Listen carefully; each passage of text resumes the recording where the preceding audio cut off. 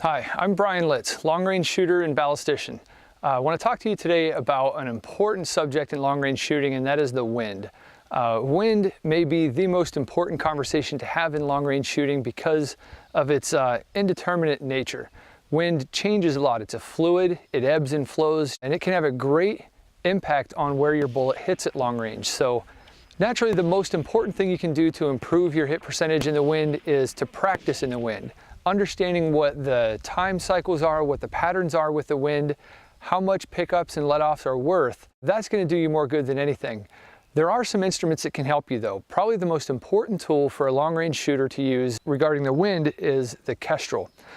Now the Kestrel is a weather meter. It measures all the atmospherics and gives you a ballistic solution. It also has a built-in wind meter, which allows you to measure the speed and direction of the wind. Now, this allows you to baseline the wind condition from your location.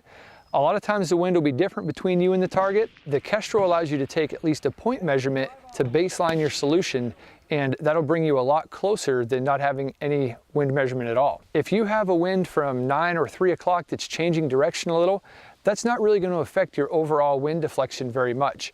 But if you have a wind that's a headwind or a tailwind and it's switching and crossing zero, that wind condition can really change your ultimate deflection a lot more. One of the common questions in long-range shooting related to wind is, what's the most important wind to pay attention to? Is it the wind close to the shooter, the wind at the target, or the wind at mid-range? Now, there's good arguments for all three of these. The wind at the shooter is most important because that's where the bullet is deflected early in its flight, and it spends the greatest amount of distance affected by that early deflection.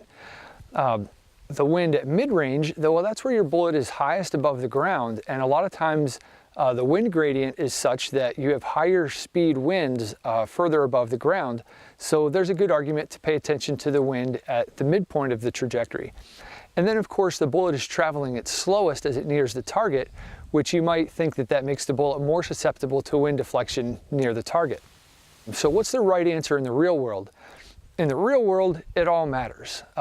Everywhere the wind influences your bullet is going to impact where it hits on the target.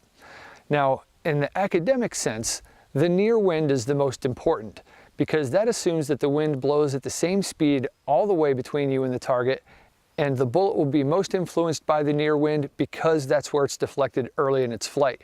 But I've seen many times in the real world where, the wind near the shooter, maybe there's, covered firing lane for the first 100 or 200 yards, and the bullet isn't really exposed to any big wind until it gets to mid-range or closer to the target. In those cases, the wind downrange can really be more influential than the wind near the shooter. So it really depends on your unique terrain and your environment where the wind is going to have the most effect on your overall wind deflection. Between practicing, gaining insight with the help of the Applied Ballistics Kestrel that actually puts a number on the wind at your location, that's the best way to improve your shooting in the wind and overcome the effects to increase your hit percentage.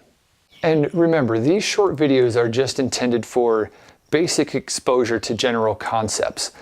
There's a lot more to it. There's a lot more to the science of long-range shooting, and to learn more about that science, you can read the Applied Ballistics books, which are written in layman's terms for the long-range shooter.